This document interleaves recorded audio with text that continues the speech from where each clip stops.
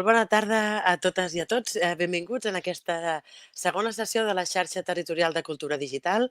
Tenim amb nosaltres la Natàlia, que és la nostra intèrpret de llengua de signes, que ens acompanyarà tant a la sessió d'ara com a la sessió de després de la subxarxa de coordinació digital. Jaume, tu també estàs per aquí. Molt bona També estic tarda. aquí, molt bona També estàs tarda, per molt bona aquí. tarda. Doncs, mireu, què és el que volíem parlar aquesta primera part, aquesta part comuna en què ens trobem membres de les comissions digitals i també membres de les comissions digitals, les comissions i les coordinacions digitals. Vale? Voldríem llançar-vos 5 preguntes que ens ajudaran a reflexionar una miqueta, no?, sobre quin és l'ús que en fem de les xarxes socials en els centres educatius. Veureu que algunes us demanarem que intervingueu, per tant, aneu-vos preparant el vostre dispositiu. Mhm. I les altres llançarem algunes reflexions, alguns comentaris, algunes consideracions que des del nostre punt de vista ens sembla interessant tenir en compte. Jo crec que avui hi haurà més preguntes que respostes, que aquesta és la idea, Aquesta és però la idea. és una xarxa, no? La idea és anem a posar coses sobre la taula i avui una mica, i a les sessions territorials, evidentment, podrem acabar de compartir el que cadascú opina, veu o la realitat que té en el centre. Mhm. Doncs, vinga, la primera pregunta que llancem és si els centres educatius públics de Catalunya utilitzen o no utilitzen les xarxes socials. No? Quan ens vam plantejar el tema d'abordar les xarxes i l'ús que en fem en els centres, pensàvem, bueno, a veure, hi han dades que ens diguin si se'n fa ús o no se'n fa ús? I I tenim sí, dades, tenim efectivament. dades. Els mentors digitals que els tenim escampats per tot el territori, l'any passat ens van fer tota una recollida de dades, entre elles quin ús en feia de les xarxes socials als centres. I fixeu-vos, és curiós, eh? Mireu, vam preguntar, o vam preguntar més ben dit, sobre aquestes 3 xarxes, sobre Twitter, sobre Facebook i sobre Instagram, i veiem que en els centres de primària, pel que fa a Twitter, més d'un 37% de centres sí que tenen Twitter i el fan servir.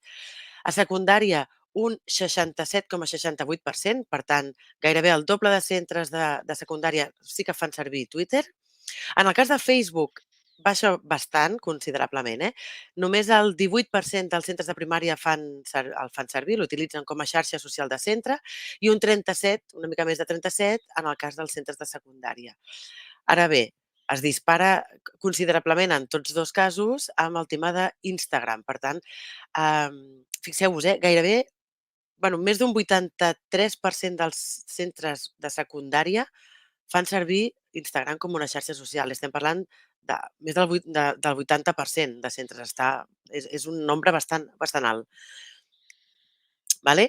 Llavors, veient això, no, que la gran majoria de centres el tenen com a mínim una xarxa que és Instagram, no? Ens centrem potser més en aquesta perquè és la dada més representativa. Vale?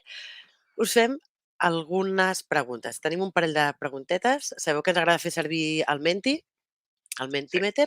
Per tant, agafeu el dispositiu, entreu a intervenint. menti.com i ara us preguntarem Sí. Fixeu-vos sobre que fins ara aquest ús. parlàvem de què fan els centres i ara per saber quin públic tenim us preguntem què feu vosaltres. Vale? La xerrada anirà o l'exposició que farem serà sobre les xarxes socials per part dels centres, però volíem saber si el públic el fa servir o no.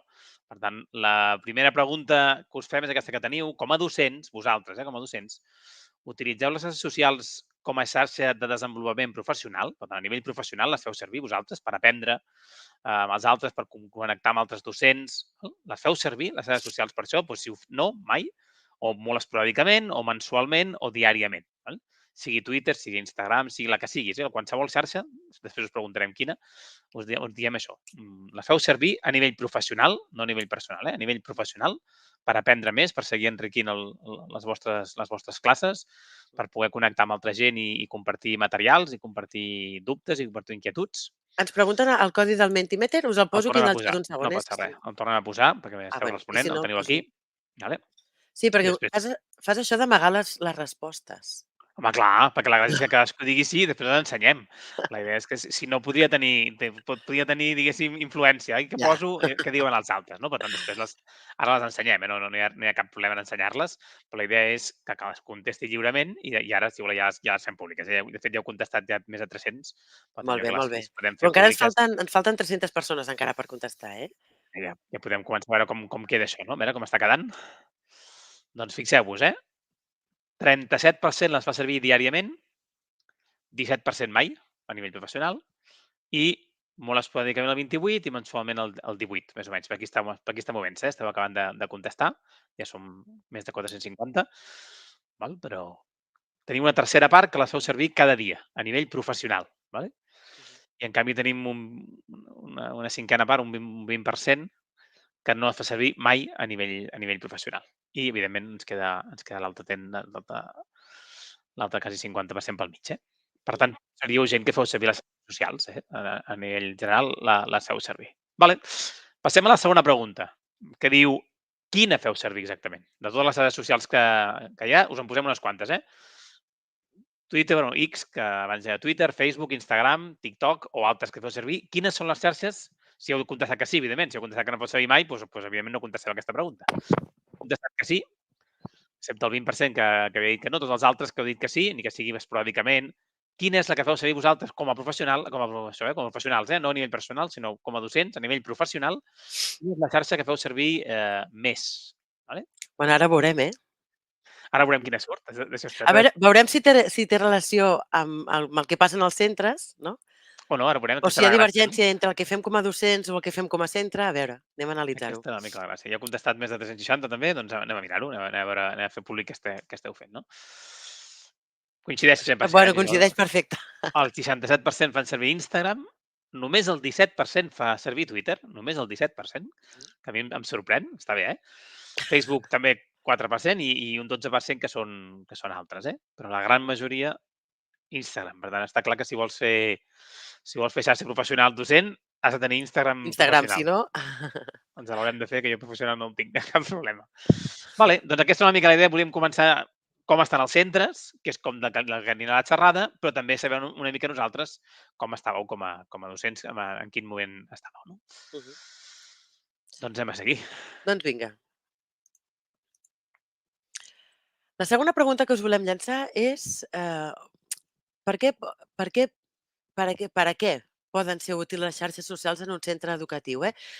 I aquí especifiquem, estem parlant de perfil de centre, no de docents. Vale? Ara sí, fins ara us havíem fet aquesta pregunta com més personal, no? De vosaltres com a docents què feu servir. Anem a veure per què poden ser útils les xarxes socials. Per fer difusió.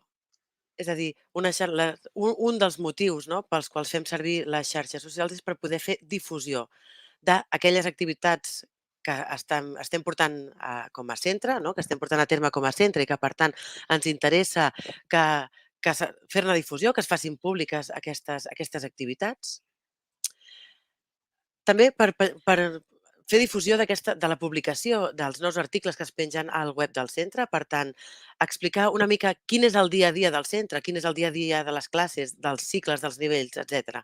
Per tant, anem ensenyant què és allò que està passant en el nostre centre i per també difondre activitats que no són tant del nostre centre, però que segurament trobem interessants. No? La participació en alguna jornada, que el centre participa en alguna jornada, que algun docent participa en una jornada, alguna ponència d'algú que sembla interessant i que va relacionat amb algun tema del centre i, per tant, el publiquem. I seria aquella informació que és estrany, no? Que ho publiquem a la web del centre, però que sí que podem considerar que és interessant fer-ne difusió i que com a centre potser ens sentim representats o potser ens inquieta o potser li volem donar un èmfasi concret.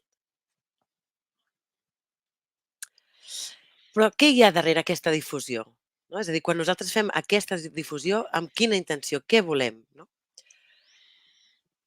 Una, i segurament seria la principal, és mantenir informades a les famílies i a l'alumnat. És a dir, coses que estan passant al centre, volem ser transparents amb els membres de la comunitat educativa i, per tant, el que fem és tenir-los informats, mantenir-los informats i que estiguin al màxim del dia possible. L'altre és reforçar aquests vincles que s'estableixen dins de la comunitat educativa, l'empatia entre docents amb les famílies, amb l'alumnat. Si nosaltres participem en una jornada, doncs que la resta de docents ho sàpiguen. Si hi ha alguna activitat que ens sembla interessant, doncs aprofitem aquest espai perquè els altres companys en siguin coneixedors. Vale? perquè igual les famílies o perquè inclús l'alumnat pugui veure què és el que està passant a l'aula del costat, que a vegades ens quedem com molt tancats a la nostra aula, no? I falta que els nanos es puguin explicar i puguin entendre què és el que està passant a les aules del costat. Posar en valor la tasca que fa el centre, òbviament, no? Segurament, quan es publiquen aquestes coses hi ha una part que és aquesta, no? És a dir, escolta, que estem fent moltes coses i volem que la gent ho conegui. Vale? I l'última és crear un entorn professional, connectar no només el nostre centre, sinó fer xarxa entre centres. Per tant, si jo visito la pàgina web d'un centre i hi ha algun projecte que ens pot interessar, podem fer un puix de dir, escolta'm, per què no col·laborem o per què no ho fem conjuntament? No? Per tant, aquesta xarxa i control de què és el que està passant en el nostre territori, a vegades en l'entorn més immediat, però a vegades a nivell de tot el país, no? Doncs és una molt bona manera. I quan nosaltres fem tot això, no? Quan nosaltres publiquem, quan nosaltres fem difusió tant de les activitats com de qualsevol de les informacions que fem, el que fem és creem una identitat del centre. I amb això sí que una de les idees que ens agradaria transmetre des de la nostra humil opinió, Jaume, és que aquesta identitat del centre ha de ser una identitat real. És a dir, no s'hi val vendre una imatge, no s'hi val vendre un producte. Hem de vendre allò que realment estigui passant, perquè la realitat dels nostres centres segurament ja és prou potent com per no haver de mostrar només aquelles coses que ens donguin o un cert prestigi o que ens col·loquin en un estatus que potser no acaba de ser del tot. Vale? Per tant, quan nosaltres, de la mateixa manera que amb els nanos hem de treballar tot el tema de la identitat digital, no? També hem de treballar la identitat digital com a centre. Llancem la tercera, Jaume? Llancem la tercera Vinga, pregunta. Vinga, agafes el som-hi. control. Tercera pregunta. Per què els centres tenen més d'unes xarxes socials? Vale? Hem dit quina és la que fan servir més els centres, però si sumàveu veureu que suma més del 100%. Aquelles que hem vist, Twitter, sumades, només fixeu-vos que només a Instagram era el 80%, però Twitter era el 60% secundària. Ja sumen 140. Per tant, aquí hi ha centres que estan fent servir més d'una xarxa social. No? Llavors ens preguntem per què passa això, no? O per què podria passar. Una cosa que com a centre ens hauríem de reflexionar. No? El més normal seria que pugui ser un d'aquests tres motius. És a dir, tinc xarxes socials diferents perquè tinc públic objectiu diferent. Doncs mira, per Instagram penjo més no sé què perquè m'interessa més aquell públic, per Twitter o X penjo no sé què perquè m'interessa més aquest altre tipus de públic que em segueix. Seria una opció.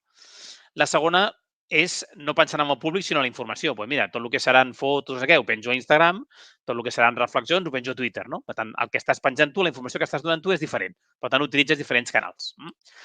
Hi ha molts centres, que també és una realitat i cal ser-ho conscient, que diuen no, jo publico a tot arreu el mateix, simplement perquè uns em segueixen per aquí, els altres em segueixen per allà, doncs així tindré més abast. Per tant, això pot portar a que tingui més impacte el que estic dient. Clar, el recomanable, el que diuen els experts, és, home, intentem diferenciar. Si tinc diverses xarxes, jo hauria de diferenciar per què la faig servir cada una. Per repetir exactament el mateix, la gent que em segueix a dos llocs trobarà el mateix dues vegades i es cansarà de mi. No? Per tant, hauríem d'intentar, almenys el que diuen allò, pensar molt bé quin tipus de públic tinc a cada un dels llocs i per quin dels mitjans és més fàcil o és més interessant fer arribar la informació que estic publicant. No? Dèiem, per exemple, doncs mira, fan una xerrada al poble o al barri o a la ciutat on sí, que és interessant, no és de l'institut, però és interessant. Per Instagram serà complicat fer-ho, no? perquè és una foto que no tens, que no és teva. En canvi, per Twitter ho deus poder fer molt fàcil. No? Per tant, segons la informació, es deu poder fer d'una manera o d'una altra. Com sempre, cada centre tria la manera. Si algú considera que sí que ho fa per Instagram, tot el respecte. No? Però fer aquesta reflexió de per què trio uno o per què trio l'altre és important. Deia la Maria, identitat del centre. Clar, una cosa que ens pot passar és que quan estic a Instagram, la identitat que veig del meu centre és una i quan estic a Twitter en veig una altra. I quan estic a Facebook en veig una altra. Per tant, si no som coherents amb el que estem publicant a tot arreu, podem tenir que les visions que estem donant a aquesta identitat digital que tant insistim amb els alumnes, especialment amb els adolescents, compte que penges, pensa bé com ho penges, pensa què veuria un que no coneix de res i veu el que penges, quina imatge es fa de tu, aquesta identitat que vas construint amb els centres és exactament igual d'important. I llavors és molt important saber o ser conscient de la coherència de si utilitzes diverses xarxes, que realment la identitat que estàs construint sigui la suma de totes, però que sigui una identitat, que no sigui un puzzle que no té cap sentit. Aquí la imatge de la gent que està construint aquesta bombeta, no? Entre tots els puzzles acabem fent la bombeta, que la bombeta és la imatge que volem donar al centre. vale? Que hauria de correspondre's amb la realitat per no vendre fum, perquè ja sabeu que s'agafa abans un mentider que un coix, diuen, no? Per tant, si comencem a vendre fum, ens enganxaran ràpid, perquè és així. I el món real funciona d'aquesta manera i ja està bé, tot i que a les xarxes socials sabem que hi ha molt fum i que hi ha molta cosa que no és real. Quarta pregunta, va, i comencem a mullar-nos una mica més. Fins ara hem estat descrivint, que està bé, però anem a mullar-nos una mica més, que també està bé, no? Per obrir la reflexió. Insistim, que no estem pontificant, no estem dient el que s'ha de fer, sinó obrim melons, diguéssim, per pensar-ho, perquè moltes vegades el dia a dia al centre ens porta a que, sí, el tema xarxa social l'anem publicant, però no tenim el temps o les ganes o la paciència o el moment de dir, parem un moment i pensem per què fem servir aquestes xarxes. No? Amb què hauríem de vigilar els centres si decidim utilitzar xarxes socials? Que ningú ens obliga, però si ho decidim fer i l'estem fent servir, hem vist que la majoria de centres ho fan, amb què hauríem d'anar amb compte? Vale? Primera cosa, això és important, les xarxes només mostren una part. Per tant, està bé que ens imaginem que no són del centre, que mirem què pengem en les xarxes socials i construïm, com aquesta manera que està imaginant, no? Quin centre fem? Això ens passa moltes vegades, Ostres, quan anem de sortida pengem les sortides al centre. Llavors mires les coses que hi ha a les xarxes socials del centre i tots són sortides. A la qual cosa, algú que estigui fora del centre pensarà que aquest centre es passa el dia de sortides. Que no serà això, perquè evidentment estem perdent molta part, però si només penjo això, ens passa això. O, ostres, resulta que les optatives és on fan coses més diferents o més espectaculars, perquè les altres matèries doncs, són més igual totes i les optatives fan coses diferents i començo a penjar moltes coses optatives. Uns que han fet no sé què de cuina, uns fets un laboratori de no sé què, torna a ser el mateix, Pot donar la sensació des de fora que aquesta gent no fa res més que optatives i optatives i optatives i no fan les matèries que marca el currículum de matemàtica, no sé què. Podria passar que algú de fora no ho veiés i llavors ens digués no sé què, o només treballen per projectes. Igual el centre fa coses en projectes i coses que no, però com que els projectes acaben fent un producte final que acostuma a ser vistós, sempre pengem només el producte final dels projectes i l'altre no ho pengem. I llavors sembla que l'altre no ho fem. No? Per tant, una cosa amb la que hauríem de vigilar és estem mostrant tot el centre? Estem mostrant la imatge que volem donar? Que algú que no ens coneix i s'acaba imaginant tota la resta s'està imaginant el centre de veritat? O s'està imaginant un centre que no té res a veure, no? Aquest seria una gran cosa a tenir en compte. No? Jo us animo a fer l'exercici d'agafar qualsevol centre que no conegueu, mirar les seves xarxes socials i a veure què us imagineu de centre. Veureu que a vegades tindrem sorpreses. Amb el vostre, com que ja tenim el biaix, ja ho sabem, amb els altres a vegades dius, ostres, tenim un biaix. Importantíssim la freqüència de publicació. Si publiquem un cop cada 3 mesos, ja pots posar el que vulguis, ja pots fer, però la imatge que donaràs, evidentment, serà d'un centre desactualitzat, desatès, que no està... Val? I segurament és que tenen altres feines que publicar a la web o a les xarxes, tenen altres feines i altres coses molt més interessants a fer. I per això ho descuiden. Però és veritat que el que només veu aquesta part tindrà la imatge falsa, però que aquell centre és descuidat, és que no està al dia, etc. No? Per tant, hem de vigilar amb la freqüència de publicació. Si decidim posar-nos en xarxes socials, perfecte, però comencem a fer-ho bé. I llavors decidim una freqüència, la que sigui, mensual, quinzenal, diària, la que vulgueu vosaltres, setmanal, però que sigui realment aquesta i més o menys es pugui començar a publicar amb aquesta freqüència. Si no, podem tenir el risc de que la nostra identitat torno a sortir mal parat. No? Si aterrem una mica més i ens anem ja no només a les intencions i l'objectiu, que està molt bé, i l'alumnat, compte que aquí tenim alumnat. Home, una cosa està clara, no? Hem d'evitar posar noms dels alumnes. Ens recomanen els experts en protecció de dades que posem com a molt el nom i, si m'apures, nom i la primera inicial, si voleu. Però que mai, evidentment, es pugui identificar l'alumne. Per tant, si un té un nom molt especial i molt diferent, tampoc el poseu, perquè qualsevol persona que conegui aquella escola sabrà qui és. Per tant, evitar, sobretot, els noms dels alumnes. No només els noms, però els noms dels alumnes, sobretot.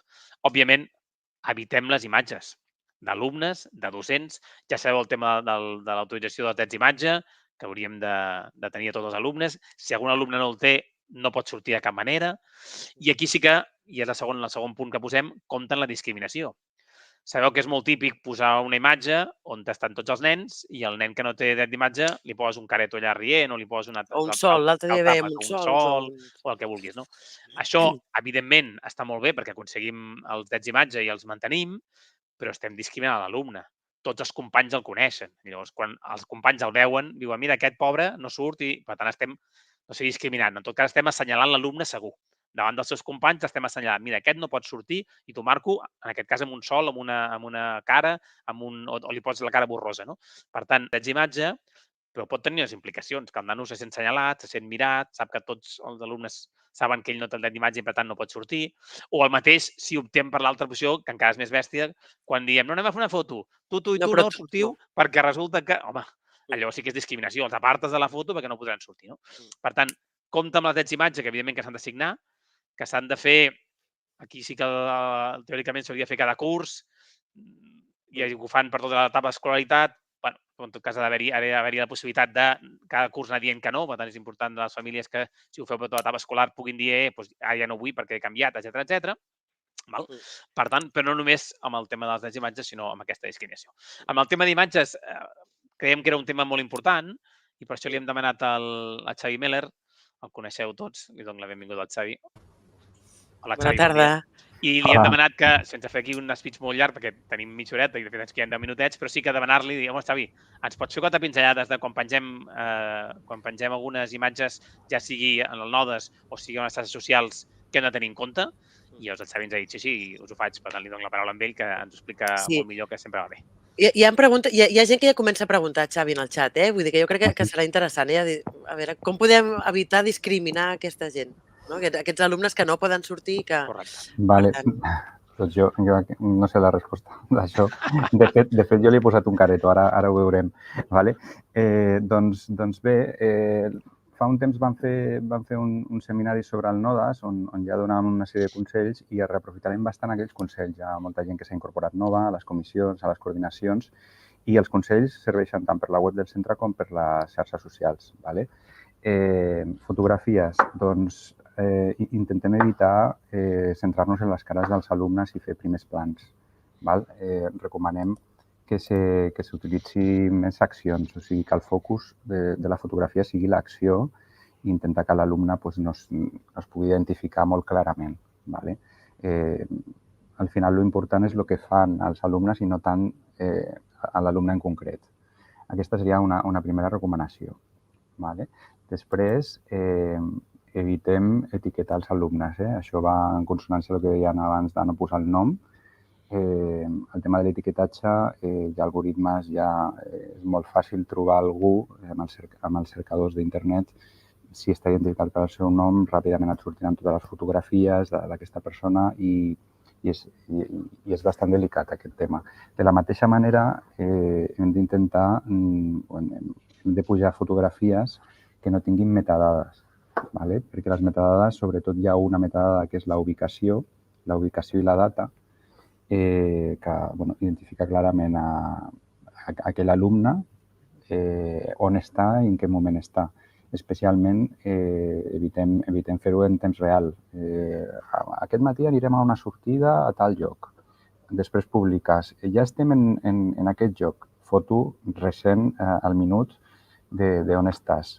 D'aquesta manera tu pots preveure on estareu dintre de mitja hora, on estareu. Vale? Llavors, caldria evitar que es pugui identificar a l'alumne i el lloc exacte i el moment exacte en el que està o estarà. Vale? Això és una altra recomanació. Una vegada ja passat l'activitat no és tan greu, però de totes maneres s'hauria d'evitar s'ha de treure el que són les metadades. Aquí us hem deixat un parell d'enllaços en aquesta presentació on hi ha serveis que treuen les metadades en les webs i en els mateixos mòbils també és bastant fàcil treure les metadades de les fotografies. Molt bé, doncs una altra recomanació, eleveu la càmera. És una tonteria, és un consell molt simple, però funciona molt bé. En primer lloc perquè és un punt de vista bastant natural. Quan mirem els nens, els mirem sempre des d'una mica per dalt, de manera que són fotografies com molt naturals. D'aquesta manera les cares tampoc es veuen bé, estem aconseguint una mica de privacitat per l'alumne i a més ens permet veure molt bé el que estan fent. En aquest cas estan jugant a un joc, l'altre està fent com una manualitat i l'altre està dibuixant, en aquests exemples. Llavors és un angle que funciona molt i molt bé. També no l'hem de tenir por a les esquenes. Vull dir, les fotografies amb un munt de nanos d'esquena poden ser molt artístiques i poden ser molt estètiques i a més focalitza molt l'activitat que s'està desenvolupant. En aquest cas, doncs sembla que és com un Nadal, hi ha aquí una mena d'elfo. Llavors, doncs, bueno, tingueu en compte això, que no li tingueu por a fer fotografies on hi hagi esquenes. I el tema aquest de què fem, no? Quan hem d'amagar, entre cometes, un alumne. El que sí que és bastant lleig és fer el tema de la borrositat i el tema del requadre negre, que són solucions que s'han utilitzat en el passat i que estan molt vinculades a imatges que generalment no són agradables o victimitzen una mica ja els alumnes d'entrada. A mi em dona una mala sensació quan jo veig aquestes fotografies. Hòstia, què l'ha passat a aquest nen? Pensaria. Llavors, com a solució dolenta igualment, com deia el Jaume, però bueno, dintre del que cabe, podem dir doncs posar-li algun tipus d'element graciós, una estrella, doncs això. No és l'ideal, però abans, millor que les altres dues opcions, doncs, bueno, un emoji, un emoticono, podem sortir del pas. El que preguntàveu, no? Com fem sense excloure l'alumne d'una manera molt tangible, sense discriminar-ho i tal, doncs és bastant complicat. És bastant complicat. Bueno, jo no tinc resposta per aquesta... Bueno, en principi... Has donat molts elements, Xavi. Sí. Tot el que has explicat fins ara justament és per evitar que es vegin les cares. Ens passarà algun moment donat, hi ha una entrega de premis, guanyen 3 el premi i un no té drets. Doncs aquí la teva solució és l'única que pots posar, només pots posar la cara perquè no hi ha res més. Perquè estàs lligat de mans perquè són aquells 3 que has fet la foto. Però en les situacions normals d'aula, jo tots els consells que has donat puc fer un munt de fotos i perfectament puc prendre fotos sense mostrar les cares d'aquells que no tenim el dret d'imatge. Vull dir que jo crec que has donat solucions i bones, Sí. I a vegades... Jo esperava que diguessin la solució està en fer fotografies d'esquena, perquè en la majoria de casos és perquè la família no vol l'exposició directa del fill en una xarxa.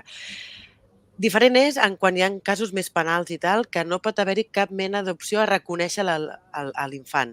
Però si és una qüestió de que la família no vol que s'exposi la cara, el tema de buscar una fotografia en què tots els nanos estiguin d'esquena, això és la manera de no discriminar aquest alumne i de poder seguir amb la dinàmica normal del moment, no? No d'haver de tallar el moment per dir, mira, tu aparta't i...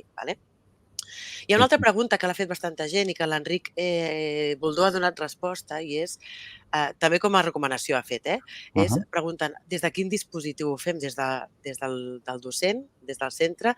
Clar, la nostra recomanació és no feu servir el dispositiu personal del docent. Les fotografies a poder ser o amb el dispositiu del centre o amb una càmera de tota la vida. En principi, no hauríem de tenir al telèfon personal fotografies d'alumnes. Sí. Doncs jo tenia algun consell més. No tingueu por tampoc de visibilitzar els alumnes que vulguin en algun moment donat sortir a la web. Vull dir, també és història del centre, són coses positives moltes vegades.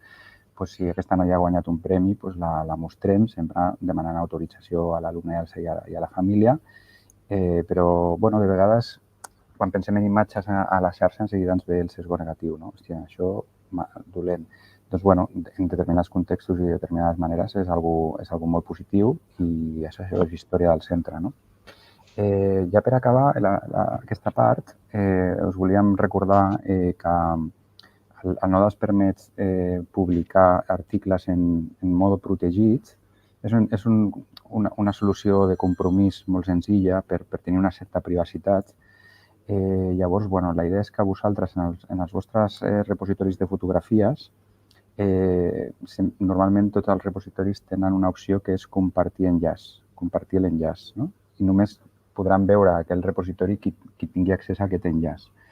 Si aquest enllaç el posem directament en la web, qualsevol que visiti la nostra web podrà veure aquest repositori. Però si publiquem com a article o com a pàgina amb contrasenya, en el Nodes teniu aquesta opció, com veieu a l'esquerra, a les famílies li doneu la contrasenya a principi de curs i poseu la contrasenya a tots els articles on hi hagi aquests vincles al repositori. De manera que només hauran d'introduir la contrasenya una vegada i en el seu ordinador es recordarà d'aquesta contrasenya i no hauran d'introduir-la per cada article, per cada pàgina. De manera que és una manera molt fàcil, sense tenir que fer gestió d'usuaris, que és molt farragós, que el centre et publico primer una pàgina protegida i a dintre tinc un enllaç a un repositori. Aquesta és una mica la solució de compromís que hem trobat. Molt bé, doncs... Perfecte. Perfecte, moltes gràcies, Xavi. Sí, Seguirem... un segon, Jaume, un segon. Digues. Faig un altre incís, un parell de temes que han sortit i alguns recurrents també. Tema de la veu passa igual que la imatge, és a dir, si nosaltres volem publicar la veu de l'alumnat, hem de demanar autorització a les famílies o als tutors legals. El Departament d'Educació, no me'n recordo si va ser a la sessió anterior o a l'última del curs passat, us vam passar un enllaç del portal de centre on hi ha tots els tipus d'autoritzacions que hi ha. I el mateix passa amb els docents. Els adults també tenim drets digitals i, per tant, també hem de poder decidir si volem sortir o no. I, per tant, en aquesta mateixa pàgina, que si de cas us compartirem també el Nodes perquè ho tingueu més fresc, hi ha autorització pels docents. Fixeu-vos que no venim a parlar, no estem fent una xerrada de protecció de dades, han sortit els temes i evidentment els entomem, però la idea és reflexionem sobre com fem servir les xarxes socials dels centres. Estem parlant d'això, perquè si no, amb la mitja horeta que teníem, de fet ja ens hem acabat, però acabem de seguida, no en tindríem prou, perquè estan sortint el tema, al xat, moltes preguntes de protecció de dades, que disculpeu que no donem resposta perquè no és el que havíem previst i llavors no donaríem a l'abast amb el temps que tenim. Acabem només. La cinquena pregunta, havíem dit que eren 5 i acabem la cinquena pregunta. Són igual totes les xarxes pel que fa a privacitat? Puc fer servir qualsevol xarxa? Jo com a centre faig servir Instagram i ja està, o Facebook, o TikTok, i ja està, m'és igual, no passa res. Evidentment, pots triar el que vulguis, Fixeu-vos que tot el que estem dient són orientacions, recomanacions, posem temes sobre la taula, discutim-los i cadascú decideix amb la seva autonomia fer el que consideri més bé, però reflexionem-ho, si pot ser, sisplau. Doncs, fixeu-vos, abans de decidir quina fem servir d'allò, siguem conscients, que a vegades no en som molt, que evidentment el centre fa servir les xarxes socials per arribar als alumnes, per arribar a les famílies, però no oblidem que som un model i que generem confiança. Per tant, si jo com a docent, si jo com a centre tinc una consta Instagram, és fàcil que això provoqui que els alumnes vulguin tenir Instagram. Com que el col·le té Instagram, doncs, d'alguna manera em dona confiança, no? Si el col·le té Instagram, doncs Instagram es deu poder fer servir, no deu ser una cosa dolenta, si no el col·le no en tindria. No? Si el centre té una compte de TikTok, doncs jo com a alumne dec poder tenir una compte de TikTok perquè si el centre en té, no deu ser una cosa perjudicial. Per tant, compte amb aquesta segona fletxa, que els alumnes ens voldran imitar nosaltres. Per tant, encara que com a centre puguem fer unes coses, hem de ser conscients que té una repercussió. I això ens fa triar una xarxa o l'altra. Fixeu-vos, Facebook, Instagram, TikTok, Twitter, totes són iguals. Deixeu-me fer algunes coses a tenir en compte i ara em mullaré i si a algú no li agrada, doncs estem d'acord, no passa res. Em sembla que reflexionar-hi està bé. I l'assignació pot semblar molt bèstia, però cap xarxa social és recomanable per l'alumnat. L'alumne has de fer servir... Bueno, si la família ho decideix o què, doncs que ho facin. Però jo no recomanaré a l'alumne que tinguis Instagram. Jo no t'ho recomanaré. Per tant, que no vol dir que s'hagi de prohibir, una cosa no té l'altra, però recomanar a l'alumne no. I en tot cas, si a algú no li agrada, deixem acabar la frase i així estem tots d'acord. Segurament sense acompanyament i supervisió. No és recomanable una xarxa social sense acompanyament i supervisió. I jo entenc que el centre difícilment pot acompanyar, imaginem, primer d'ESO, segon d'ESO, 60 alumnes, 90 alumnes, no sé vosaltres, és impossible que miri el que està penjant l'alumne i l'acompanyi. Per tant, tot i que a les xarxes es veuen moltes coses, Jaume Feliu, jo m'atreviria a dir que ni els centres ni els docents haurien de fomentar l'ús i molt menys sense el consentiment de les famílies. I això es veu. No parlem de l'ús dels docents, parlem de l'ús dels centres, però és veritat que mires a Twitter i mires a Instagram i veus pràctiques educatives on t'han de fer un vídeo de no sé què i els alumnes el pengen perquè és una tasca de classe. Jo diria, compte, cadascú faci el que vulgui com a docent, però compte perquè estàs incitant a que facin servir una xarxa social. La seva família està d'acord? No està d'acord? Això pedagògicament no ho podem fer d'una altra manera. Per tant, poso alerta i em mullo. Jo crec que no hauríem d'incentivar aquestes xarxes socials. Més coses a tenir en compte. No es poden utilitzar en menys de 14 anys. Això ho diuen les seves pròpies bases, no ho diem nosaltres. Entres a a la seva i diu, això s'ha de fer com a mínim 14, alguns 16, per tant, llegiu les polítiques de privacitat. No inciteu els alumnes, no animeu els alumnes a fer una xarxa social que no tenen l'edat per fer-la servir, perquè llavors sí que ens cau, diguéssim. Allò ja no és, em sembla o no em sembla, sinó que no ho has de fer, no hi ha cap mena de dubte, no? No és el mateix, i aquí és important, i aquí ens tornem a mullar, tenir les dades a Europa, a Estats Units o a la Xina. I estan en aquest ordre no perquè sí, perquè l'ordre és de més garantia a menys garantia. Tenir una xarxa social que guarda les seves dades a Europa és molt més garantista que utilitzar una xarxa social que guarda les seves dades a Xina. Que la regulació de les dades és molt diferent, en la qual cosa sabem que el govern xinès pot mirar aquelles dades si li interessa. I aquí TikTok és un clar exemple. TikTok sabem que les dades de TikTok estan a la Xina, en la qual cosa la garantia d'aquelles dades, no dic que TikTok miri les dades ni que ens espiï, que no sé què, no ho afirmaré perquè no tinc proves, no? Però la garantia que tenim de privacitat de dades de TikTok és molt menor que la que podem tenir amb altres xarxes, no? Per tant, s'hauria de vigilar. I acabo, i passo la paraula a la Maria per fer l'última diapositiva, amb 2 preguntes, per tenir en compte. Si el centre té un compte de TikTok, no n'estic fomentant l'ús amb els alumnes? I és una pregunta, però no? Si jo tinc TikTok no faig que els alumnes en tinguin, i TikTok justament és la xarxa pitjor, ja no només per les dades de la Xina, sinó per tot el moviment de gent que s'hi mou, que saben que és una xarxa especialment per a adolescents, una cosa, tota la part dolenta de la societat se'n va a TikTok a buscar això, per tant, té moltes connotacions negatives, temes d'abusos i de més, per tant, és una xarxa perillosa en aquest sentit. Compte que si el centre la blanqueja tenint ell un compte de TikTok, doncs pot ser que algun alumne tingui la sensació de que, no passa res perquè això és molt maco, no cal que vagi en compte perquè el centre en té. O almenys no podem estar donant el missatge que és recomanable. Igual no estem fomentant l'ús, però sí que estem blanquejant-la una miqueta. Deixo aquí la pregunta. La idea de veritat, donaríem més preguntes que no pas respostes, però és el que al centre ens hauríem de preguntar i decidir. I la Maria acaba amb l'última pregunta. Maria, acabes tu amb el resum. Sí, aquí. Jo voldria fer una mica de resum, És a dir, el que passa és que veig que aquest resum es queda curt, perquè si després teniu l'ocasió de revisar tot el xat, hi ha gent que ha llançat preguntes molt interessants que ens encantaria, jo crec, Jaume, poder obrir el canal i poder-lo discutir i intentar arribar com a mínim a algun acord, Però com que no és el cas, no tenim Però ho aquesta farem al opció. territori. Quan fem les sessions territorials, això ho treballarem. Sí, tant les territorials com dins del propi centre, amb l'equip directiu Estaria bé. tots els cicles.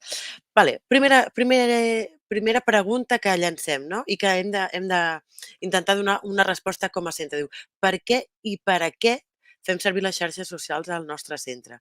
Quin és el sentit de tenir una xarxa al nostre centre?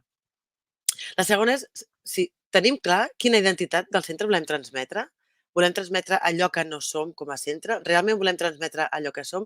Potser transmetem poc perquè prioritzem altres coses, per tant, quina identitat volem transmetre com a centre? Què és el que ens interessa que arribi realment? Com a centre estem complint la normativa de protecció de dades en l'ús de les xarxes. Hi havia molta gent que aquí preguntava, el Xavi ens ha donat alguns consells. Us compartirem també les autoritzacions, però ostres, si ara agafem el nostre NODES, per exemple, del centre i fem una primera visió, tenim la sensació que estem complint o no les dades o no, o que alguna se'ns està escapant. I l'últim, hem valorat les repercussions o les implicacions que pot tenir perfils a les xarxes socials?